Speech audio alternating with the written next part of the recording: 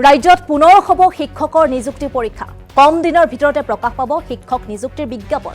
২৭ বৰ্ষত কিমান পদ খালী হ'ব তাৰ তথ্য উলিওৱাৰ নিৰ্দেশ বিনামূলীয়া পাঠ্যপুথি সমস্যা সমাধানৰ লক্ষ্য শিক্ষা বিভাগৰ এটিপিচিৰ জৰিয়তে শিক্ষা হেতুৰ পৰা সংগ্ৰহ হ'ব সকলো তথ্য চাহ বাগিচাৰ বিদ্যালয়ৰ বাবে বিনামূলীয়া পৰিবহণ ব্যৱস্থা 11খন জিলাত আৰম্ভ হ'ব এই ব্যৱস্থা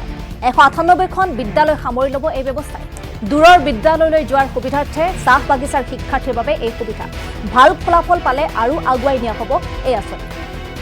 জনাইছো ৰাজ্যত পুনৰ হ'ব শিক্ষকৰ নিযুক্তি পৰীক্ষা অতি কম দিনৰ ভিতৰতে প্ৰকাশ পাব শিক্ষক নিযুক্তিৰ বিজ্ঞাপন আৰু ২৭ বৰ্ষত কিমান পদ খালী হ'ব তাৰ তথ্য উলিওৱাৰ নিৰ্দেশ দিছে বিনামূলীয়া পাঠ্যপুথি সমস্যা সমাধানৰ লক্ষ্য শিক্ষা বিভাগৰ আৰু এটিপিচিৰ পৰিৱৰ্তে জিলা হেতুৰ পৰা সংগ্ৰহ হ'ব সকলো তথ্য চাহ বাগিচাৰ বিদ্যালয়ৰ বাবে বিনামূলীয়া পৰিবহণ ব্যৱস্থা 11খন জিলাত আৰম্ভ হ'ব এই ব্যৱস্থা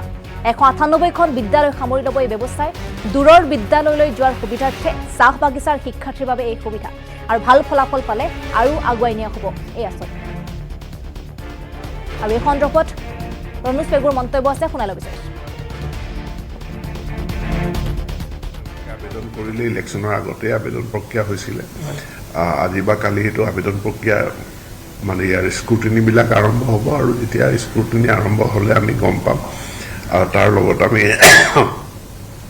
নিশ্চিতভাৱে জিলা প্ৰশাসন সাধাৰণ প্ৰশাসনৰ লগত আমি আলোচনা কৰি ল'ম কৰি যেতিয়া সুচল হয় তেতিয়া ট্ৰেন্সফাৰ অৰ্ডাৰবিলাক জেনেৰেট হ'ব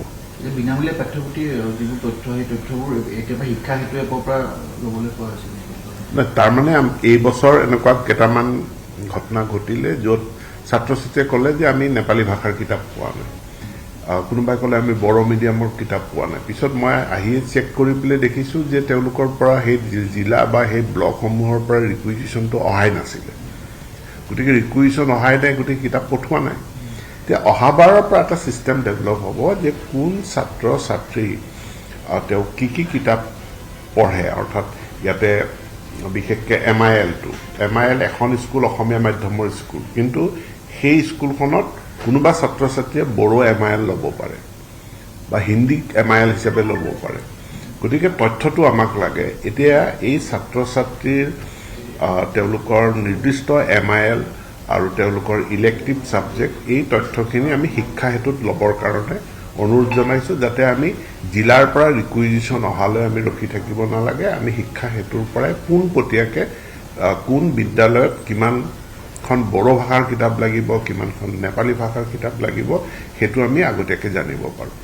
আমি ৰিকুইজিশ্যন নোপোৱাৰ কাৰণে ক'ৰবাত তেওঁলোকে গৈ পোৱা নাই আৰু দ্বিতীয়তে কেতিয়াবা আমাৰ ব্লক অফিচৰ পৰা আমি ইয়াত ব্লক অফিচলৈকে দিওঁ ব্লক অফিচৰ পৰা আমি এটা হিচাপত পঠাওঁ কেতিয়াবা কোনোবা বিদ্যালয়ে তেওঁলোকৰ প্ৰয়োজনতকৈ এটা পেকেট যদি বেছিকৈ লৈ যায় কাৰোবাৰ কাৰণে এটা পেকেট নাটনি হৈ যায় তেনেকুৱা ঘটনাহে ঘটিছে অন্য কোনো নাই কিতাপ সকলোৱে পাইছে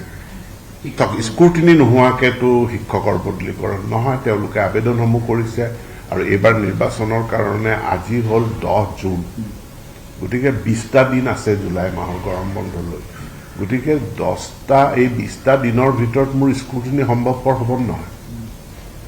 ভুকুতেতো কল নপকে গতিকে প্ৰত্যেকখিনি স্ক্ৰুটিনি কৰাৰ পাছত ই স্বাভাৱিক প্ৰক্ৰিয়াত হ'ব আৰু তাৰ কাৰণে কোনো টেনশ্যন ল'ব নালাগে নিশ্চিতভাৱে আমি সন্মুখত যিহেতু চেঞ্চাছ আছে গতিকে সাধাৰণ প্ৰশাসন বা আমাৰ জিলা প্ৰশাসনসমূহৰ লগত আলোচনা সাপেক্ষেই হ'ব সকলোখিনি এইটো অলৰেডি পৰ্টেলত তেওঁলোকে আবেদন কৰিলে ইলেকশ্যনৰ আগতেই আবেদন প্ৰক্ৰিয়া হৈছিলে আজি বা কালি সেইটো আবেদন প্ৰক্ৰিয়া